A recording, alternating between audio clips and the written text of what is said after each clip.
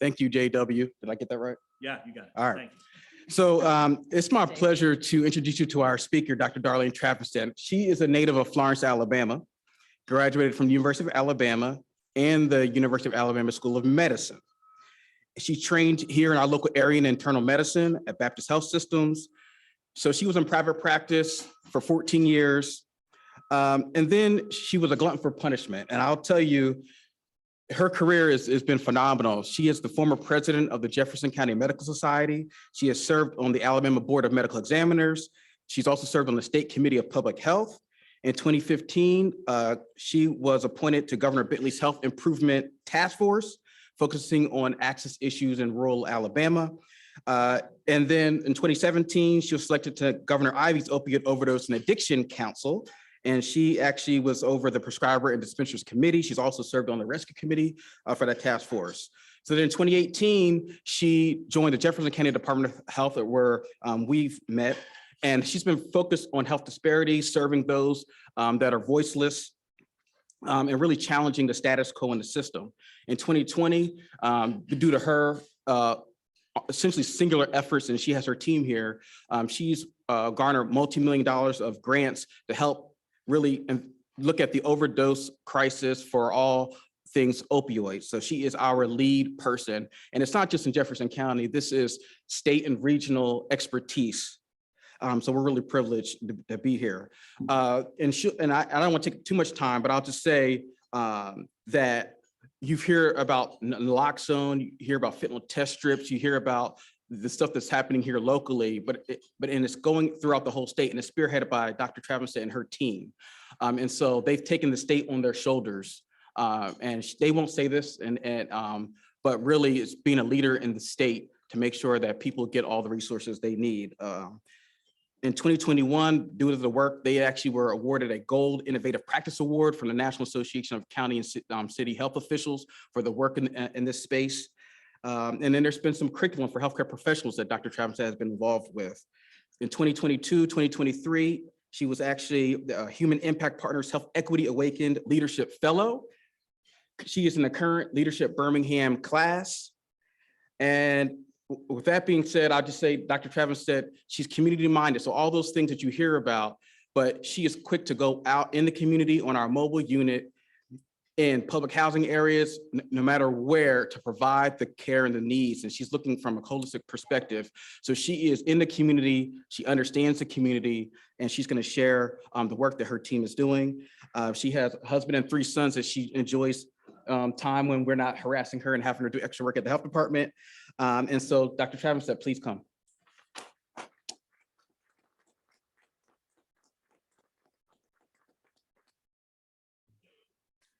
Well, good afternoon, everyone, and thank you so much for allowing me to be here today and for that kind introduction.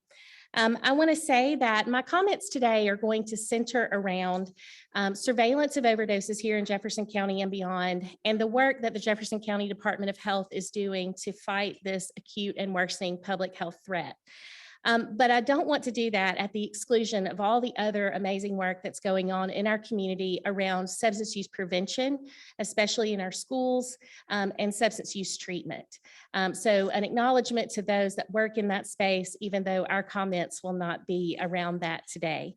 I also want to give a shout out to our team and those that Meredith mentioned, and also our newest team member, Megan. All of the work that you'll see described today is not possible without many, many individuals at the health department and many of our community partners. So thank you to all of them. So we're going to start by looking at overdose statistics. And this is going to be quite sobering information that I have to share with you today. This is the latest information available from the CDC, looking at overdoses in the United States as a whole. And what you'll see there is in January of 2020, the curve takes a sharp upward trend. And that was really the onset of the pandemic. And what the pandemic did is it fundamentally changed the way that drugs flow in and out of our communities here in the United States. And caused some new substances to be introduced that were much more deadly than what we had before. For this time period, for the last 1 year of data available from the CDC, more than 100,000 Americans lost their life to overdose. And this is Alabama's data. So you can see that our trend very closely matches that of the United States. And for the latest 12-month period, more than 1,400 Alabamians lost their life to overdose. And now I will present to you the data for Jefferson County. We have a very close working relationship with the Jefferson County Coroner Medical Examiner's Office. And we have developed the ability to detect an emergency medical services run for an overdose within 15 minutes of it occurring, an emergency room, or a death within 24 hours of it occurring. So our team is constantly monitoring where overdoses are occurring in our community and mobilizing to those neighborhoods to put resources there.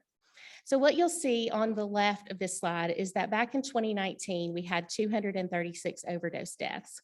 Due to the work of the health department, Dr. Mark Wilson leading that work, we had just recovered from the heroin surge. So we had 236 in 2019, 302 in 2020. That's that sharp curve you saw earlier, 401 in 2021. And we just finalized the 2022 numbers and we had 448 deaths in 2022. So that means in a few short years, our overdose deaths are up by 90% here in our county, almost doubling. And during that same period of time, our fentanyl-related overdose deaths have increased by 275%. So in 2019, we had 95 fentanyl deaths, and in 2022, we had 356. So when we think about all the threats to health in our community and all the things that can cause a death that is unanticipated or unexpected, this is certainly the one with the most importance or the most acuity in terms of our efforts. I want to point out on the right-hand chart that you see, which has the 2022 and thus far the 2023 deaths, a drug that's at the very bottom. It's a drug called xylazine. You'll see it here. Xylazine is actually a medication that's approved only for use in animals. It's used in veterinary medicine as a horse tranquilizer. And xylazine is now being added to our drug supply to prolong the high associated with drugs. And we have 4 times more deaths in 2022 that contain xylazine in the toxicology than we did in 2021. As of last week, we already have 160 overdose deaths this year. We are 50 ahead of where we were this time last year. If we continue on the current trajectory, we will finish 2023 with over 550 deaths. Not only really is this causing death in our community, but we have about 3 times as many non-fatal overdoses as we have fatal overdoses. And so what you'll see on this slide is emergency room visit burden caused by overdose. So if you look at the blue on the far left, you will see that before the pandemic, we generally averaged around 120 emergency room visits a month for residents of our county. And now for the month of March, that number is 244. So you can see that at a time where our emergency rooms were struggling with the COVID burden, we were also seeing this increased influx of overdose victims presenting to our emergency departments, and that trend has continued. And this is a heat map of Jefferson County.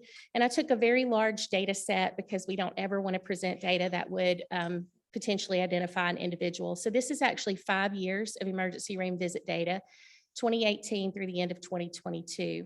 And the darker colors on the map are the places where we had more residents of Jefferson County that sought care in one of our local emergency departments for overdose.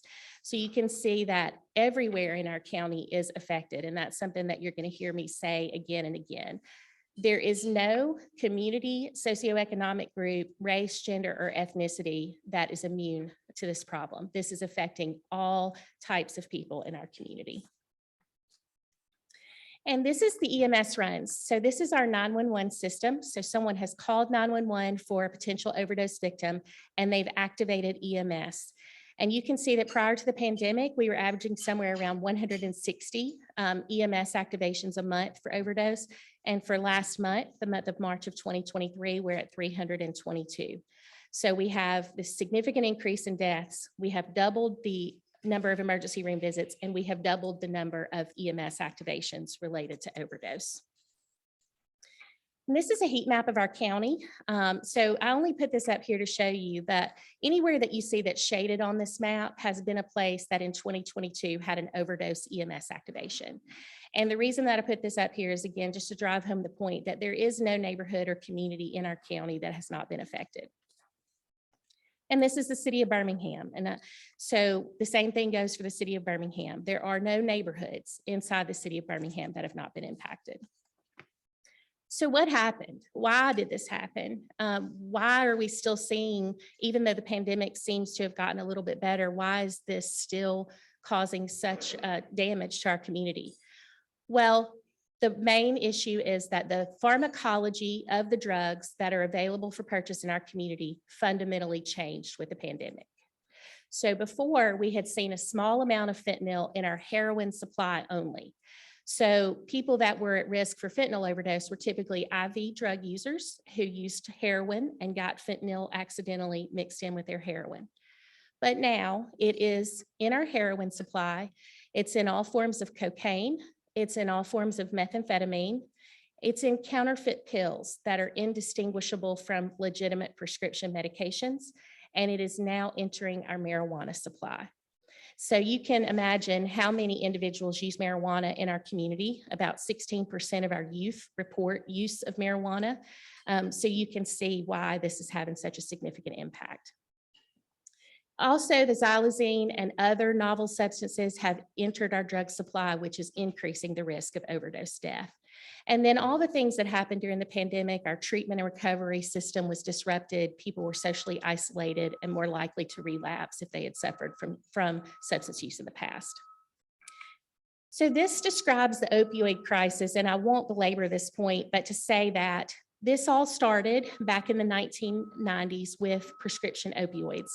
And you all may know that Alabama remains the highest opioid prescribing state in the country. When our prescribing rates here in Alabama peaked back in 2012, we prescribed 142 opioid prescriptions for every 100 people we had in this state. So that first wave was prescription opioids. The second wave was heroin, the pills to needles, if you will, people who used to have prescription opioids and now they could no longer access those prescription opioids and they moved over to heroin. And then fentanyl hit our country, and it hit some places, especially the East Coast and the West Coast back in 2013, but it did not hit Alabama until 2019, 2020. And that's what you see in that far right-hand sharp curve upward. You'll see that that's when it hit Alabama. So what is fentanyl? You probably hear about it a lot in the news, and fentanyl is actually a legitimate prescription medication. It is used in multiple forms. One of those is used for very severe end-of-life type pain. So if you've ever had a family member that's on hospice for metastatic cancer, for example, fentanyl is available in a patch and it is available in lollipops as a prescription medication for people who cannot swallow pain medicines. It is also used in our operating rooms. It is used to induce and maintain anesthesia. And it is a very effective medicine when used in both of those settings. In one setting, those patients that have end-of-life pain have been on opioids for a long time and they're tolerant, and so their overdose risk is very low. And in the operating room, you have individuals whose heart rate, blood pressure, respiratory rate, and oxygen saturation are being constantly monitored. But what happened is that criminal organizations took that chemical component that was being manufactured as a pharmaceutical drug, and they learned how to make it in a clandestine labs. So if you all think about the meth labs of yesterday, where people were manufacturing methamphetamine in their homes or in clandestine labs, fentanyl is now being manufactured in that same way. So it is very easy to get the components. It's very cheap for them to make. They can make it in very large volumes very fast. What fentanyl does, whether it's prescription fentanyl or whether it's illicitly manufactured fentanyl, is it lands on opioid receptors in the brain, and that's where it calms pain. But also it suppresses the respiratory or breathing center in the brain.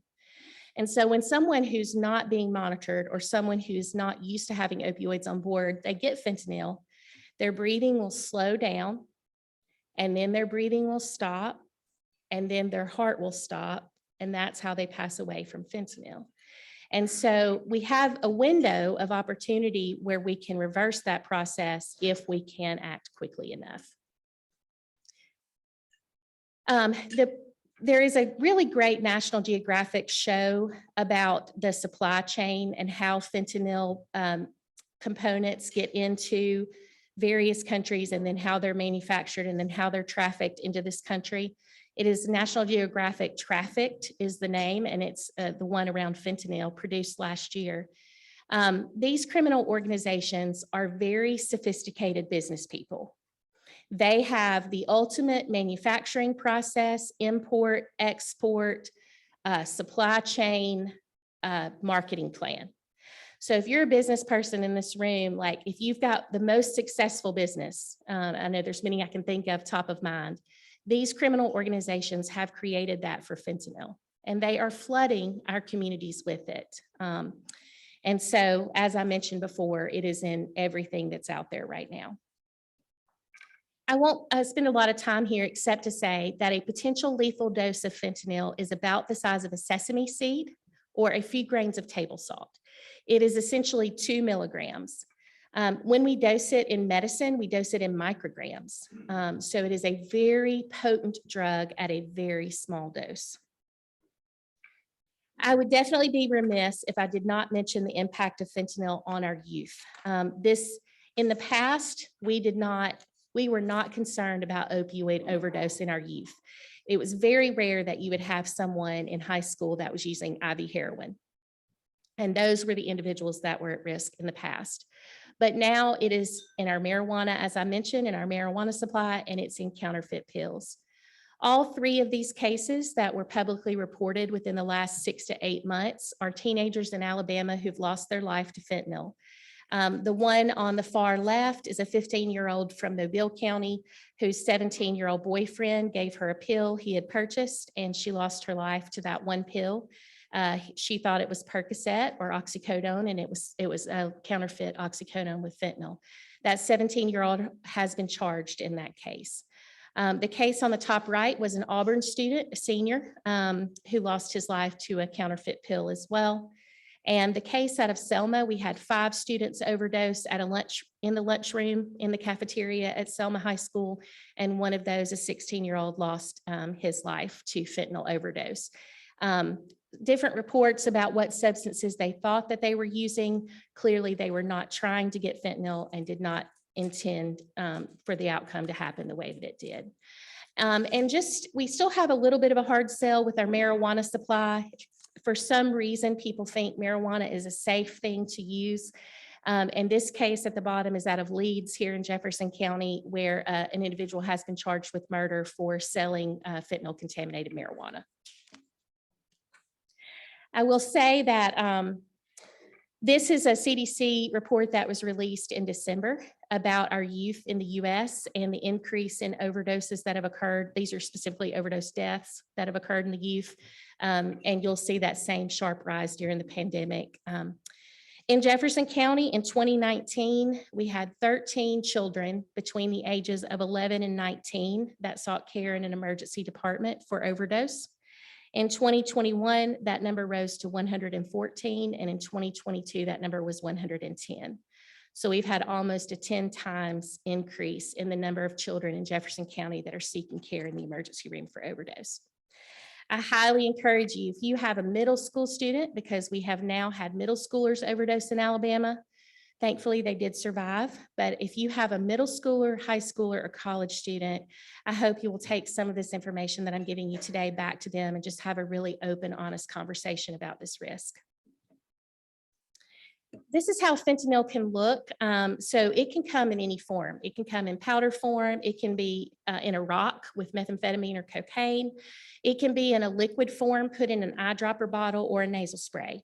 And most importantly, and what we're seeing affect a lot of people in our community is counterfeit pills that are indistinguishable from legitimate medicines.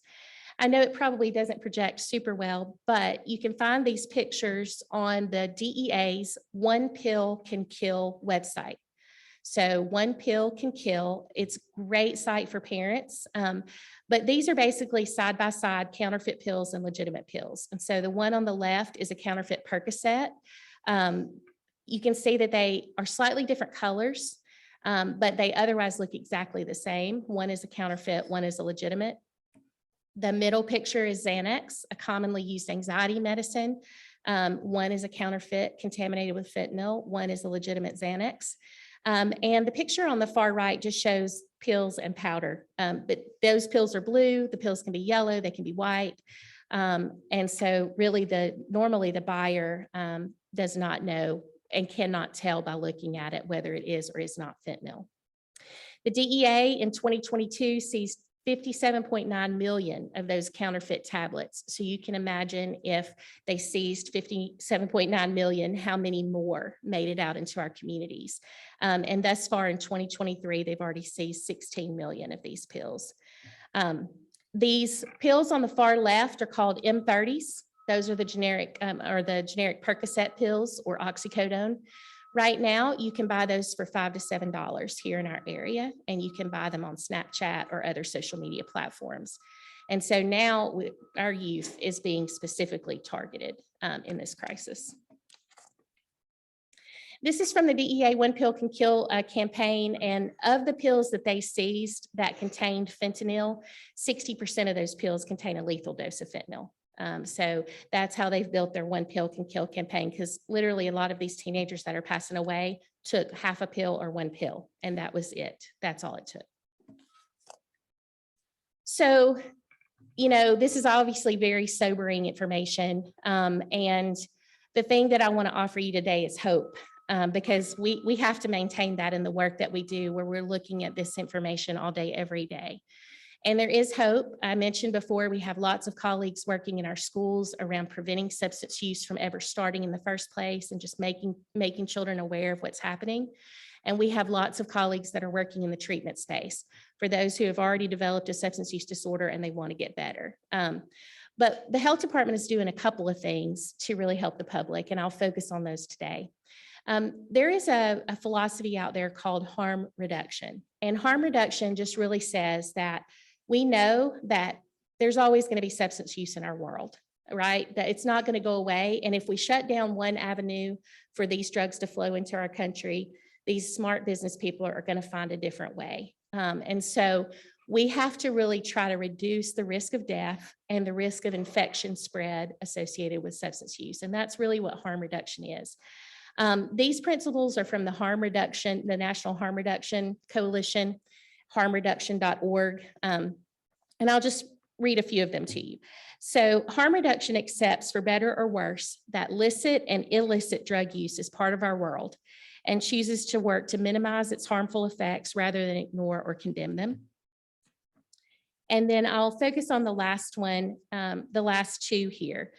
It recognizes that the realities of poverty, class, racism, social isolation, past trauma, sex-based discrimination, and other social inequalities affect both people's vulnerability to and capacity for effectively dealing with drug-related harm.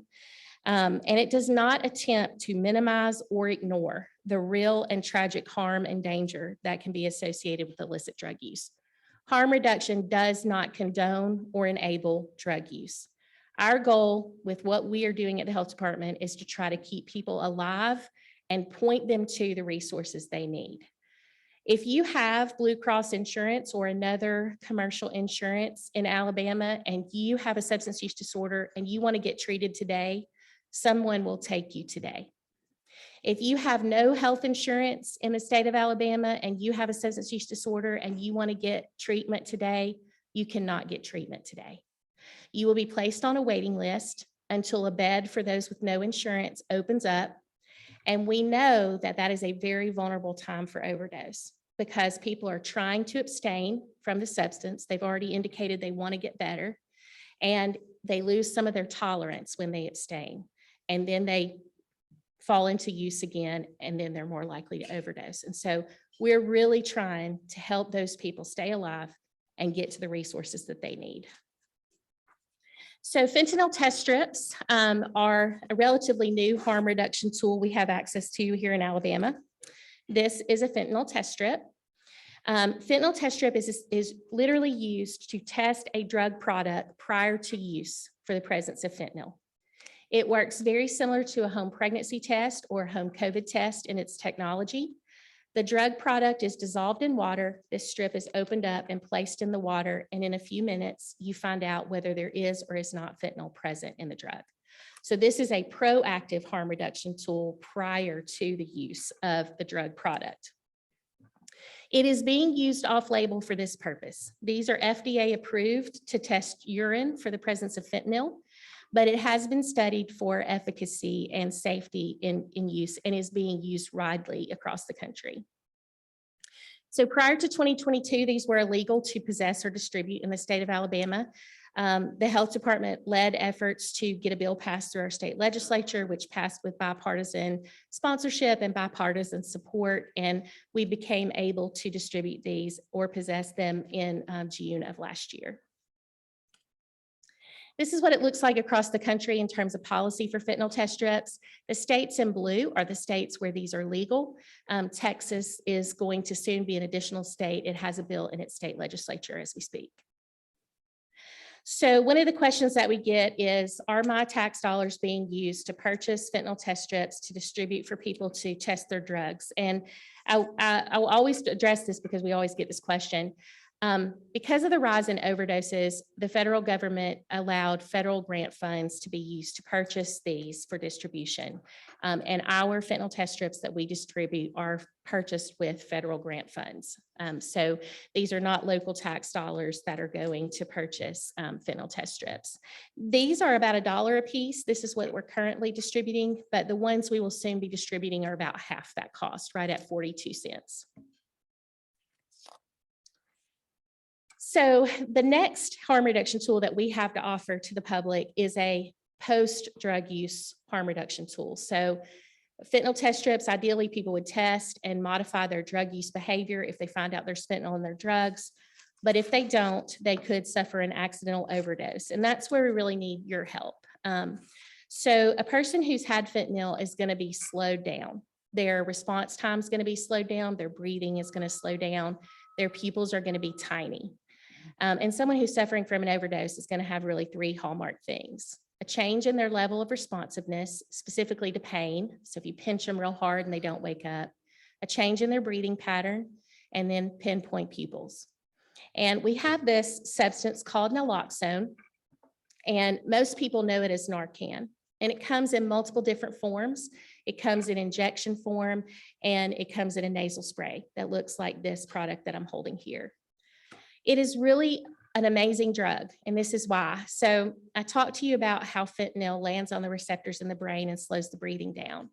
Well, if you look at the picture that I have on the screen right now, the pink circle is an opioid, something like fentanyl or heroin.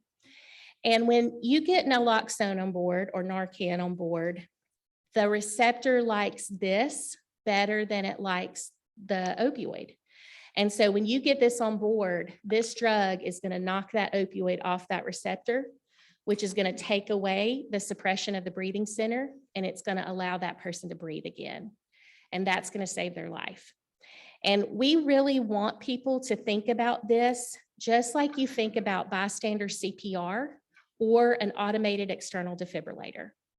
So if you would grab an automated external defibrillator off the wall and use it as a bystander to someone who may be suffering a cardiac arrest, or if you would do chest compressions in that person, I really want you to think of this in the same vein. It is a life-saving measure for bystanders with very minimal medical training in that same kind of line of thinking. So we give away these kits. They look like this, or the one that you see in the bottom right-hand side of the slide. And in the kit is 2 doses of Narcan nasal spray, an instruction sheet, a face shield for rescue breathing, and all of the contents of the Narcan package. And you have a flyer that looks like this on your tables, and there's a QR code. These are available to anyone in the state of Alabama for free. So you can actually scan that QR code and you can get one to use for your own personal use, or if you have a workplace where you might need one of those, we would encourage you to get one. It is as simple as using any other nasal spray. Basically, if you find someone with those signs and symptoms of an overdose, you're going to open it up, insert it into the nose, and push up on the red button. That's it.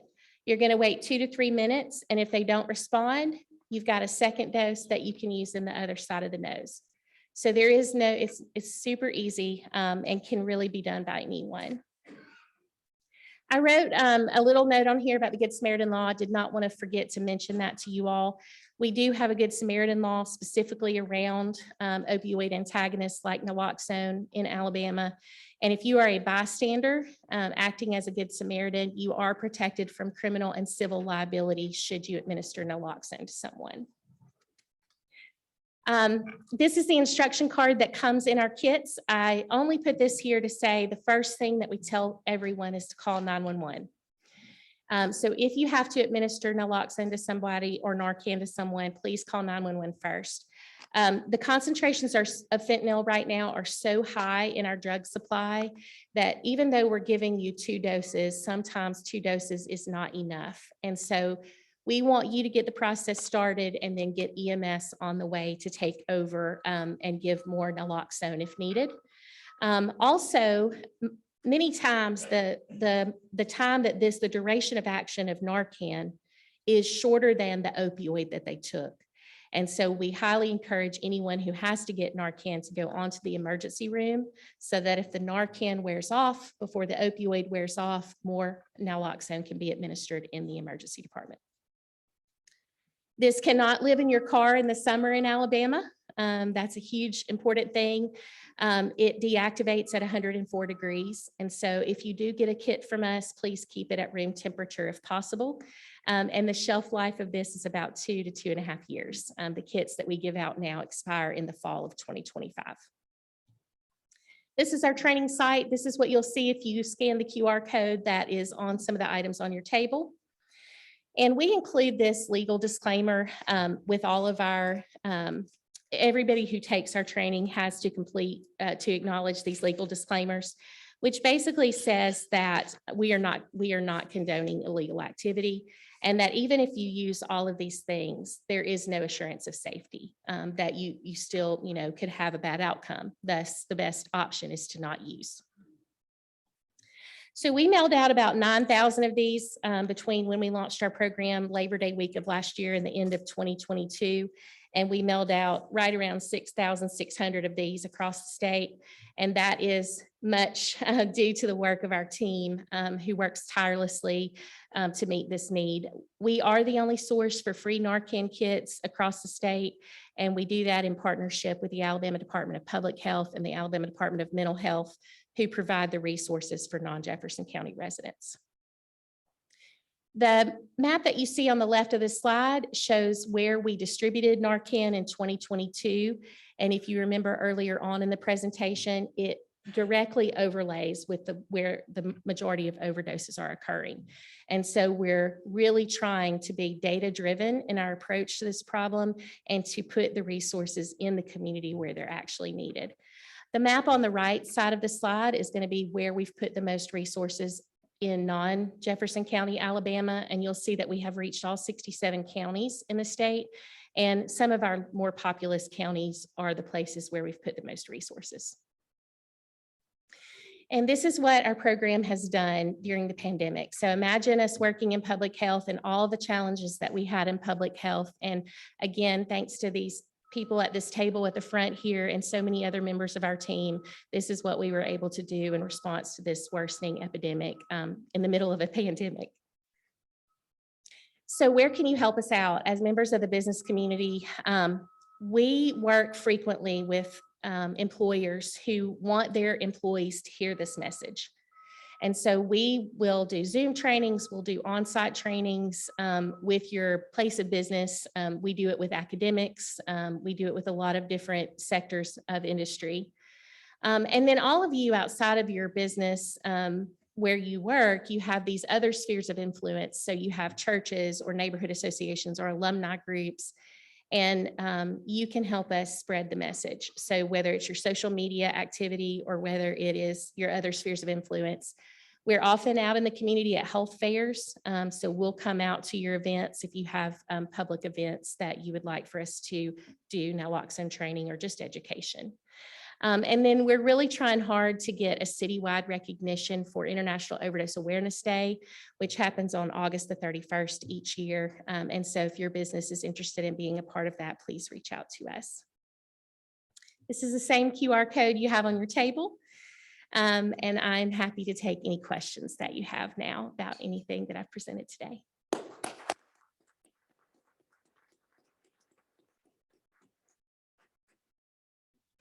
Yes.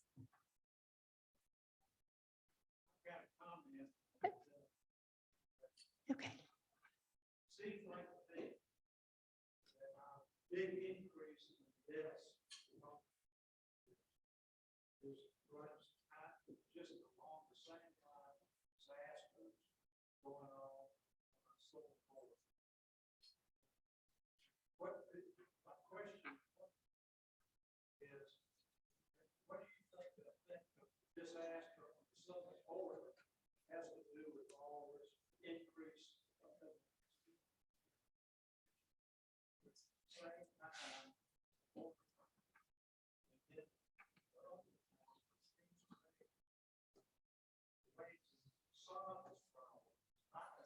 Save lives that it takes, but find out where it's coming from and why it takes.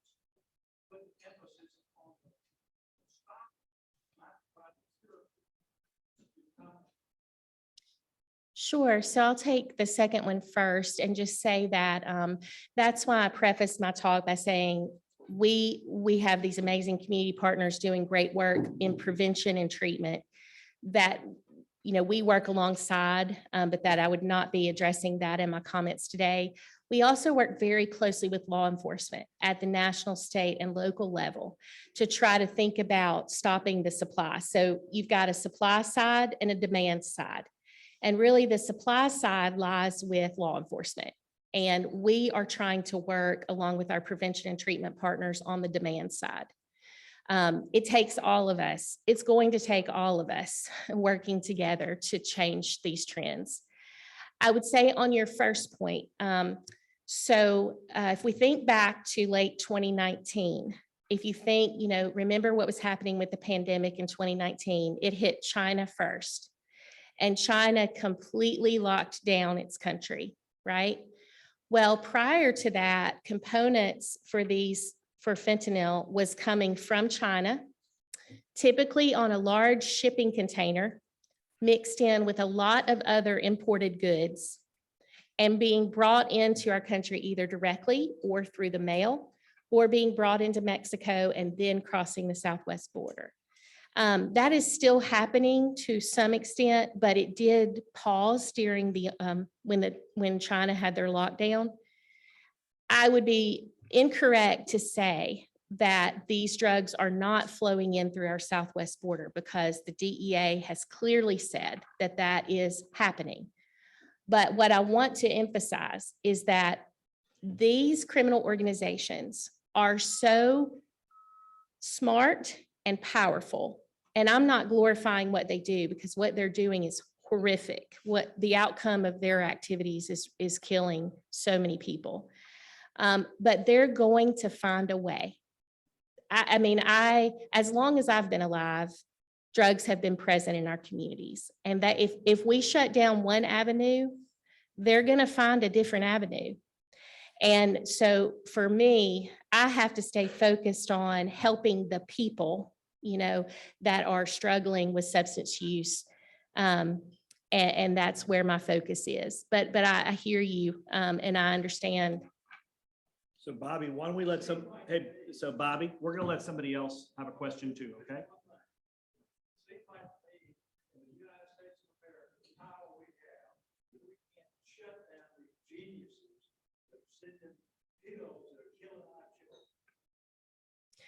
I wish we could too. I'm with you 100%.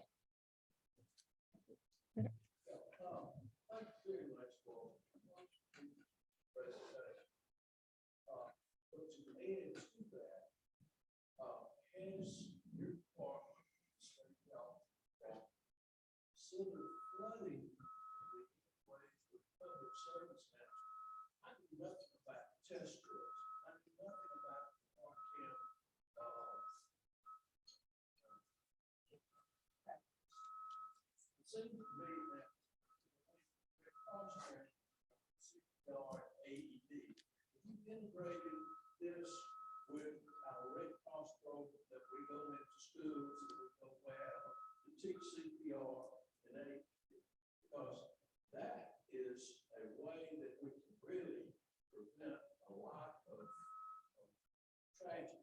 Yes. And with everybody in here carry one around in their pocket, you know. Yeah, that'd be great. What's the big deal? There's no downside. There's no downside. And I did not say this, but the only place that this works in the body is those opioid receptors in the brain. It cannot help nor hurt any other condition.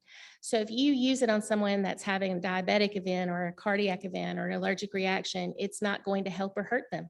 It's not going to do anything. So you're right. There's no reason for everyone in this room to not have a kit and be willing to use it on someone. Now, back to the media campaigns, there are the state health department and the state department of mental health do have multiple media campaigns, and we do frequent media interviews. And if you just Google kind of naloxone in Alabama, you'll see a lot of that media work that's been done.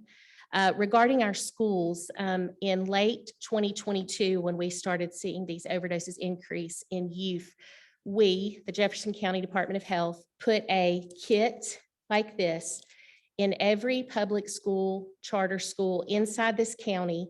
We gave them one for every AED. And so there's, in the Jefferson County schools, they actually take this kit and zip tie it to their AED handle. So that wherever there's an AED, if it's in their field house, in the athletic, wherever it is, they've got one of these with it. So, and we're working to get that done across the whole state. I'm trying to understand if more people taking fentanyl as a substitute for heroin. And the same question is, why are people lacing drugs with it? Great questions. We get those often. So we are at the point now that some people are intentionally using fentanyl because they have been exposed to it and the effect that it had on them. Now they are requesting it. So there is some of that.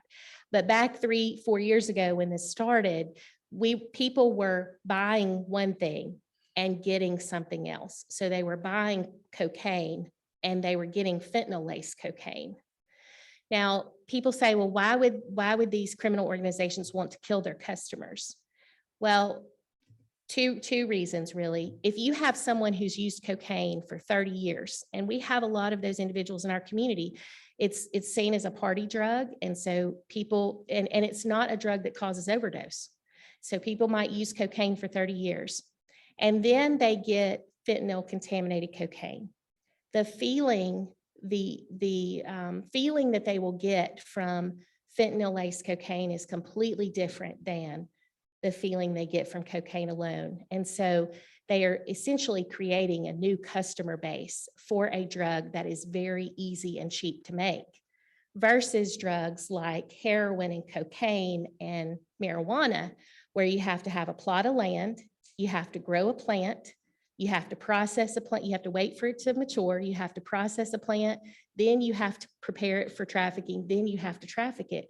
They can make this so quick and in such large volumes at such low cost that this is a better product for them, if that makes sense.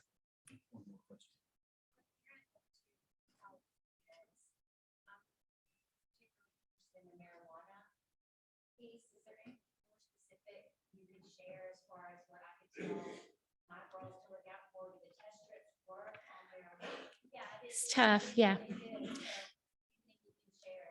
Edibles seem to be where we're hearing the most about fentanyl contaminated marijuana. I don't have proof at this point, other than what I showed you, of leaf marijuana being contaminated with fentanyl in our community. But when we're referring to it, we're just encompassing all marijuana products because there is the ability for them to put fentanyl in a liquid and spray things with it. So it's not impossible that leaf marijuana could be fentanyl contaminated. So it's just better for people to, be aware that there is the possibility that all marijuana products could be contaminated. Let's give a round of applause, Dr. Jefferson.